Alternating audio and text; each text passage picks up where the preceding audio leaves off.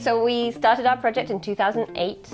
It started as a project because we didn't have enough money to build a brewery. So we were living in England. Dan's been a brewer for 20 years, so we were living there, he was brewing there, and then we moved back to Boston, which is where he was from, and we had not very much money to start our business. So we had basically $8,000 left after we moved and sold our house and everything. So it had to be a project because in all likelihood it wasn't going to last very long, it was probably going to fail. So we started Pretty Things Beer and Ale project as a sort of brewery rental thing where we go in and we rent other people's breweries to make beer. We rent a brewery in Westport, Mass. It's called Buzzards Bay Brewing. So our main beer is called Jackdaw and it's a Belgian style Saison. So Saison is a very simple farmhouse style, it's golden. Ours is hoppy, so we call it Saison Americain because it has American hops in it. So that's our main beer. Throughout the year we brew seasonal beers. So we have Fluffy White Rabbits for springtime. We have our Meadowlark IPA that's going to be out later this summer.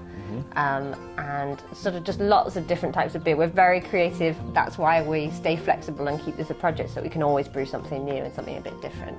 We brew the beer ourselves. That's the first and most important thing. So we buy grain in two forms, either in 55-pound bags or as a big silo delivery. And then we blend different types of grain, mostly barley, some wheat, some oats, a little bit of rye. And then we blend them into different beers, so different beers are made out of different grains.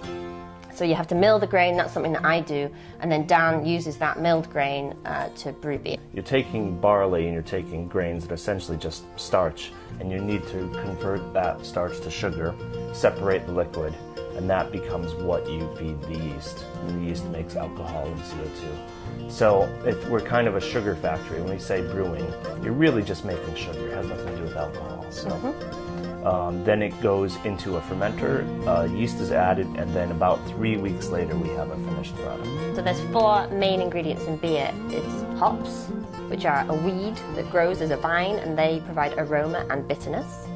There's barley, which is an absolutely critical component of beer. Without barley, beer would not exist. It's a grain, obviously. And then water, and then yeast. Those are the 4 ingredients of beer. Without any of those, you can't brew what we think of as beer today. We're really lucky because we have an audience, and it's an audience that sort of happens without us really going out looking for them.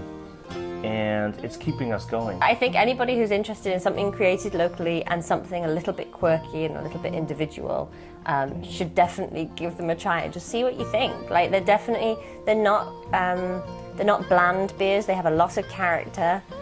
Some of them are kind of strong. Some of them are kind of dark and malty. So you can expect to maybe be taken a little bit outside your comfort zone.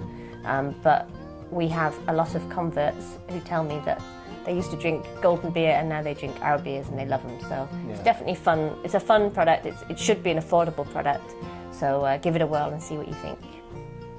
That sounds right. Yeah.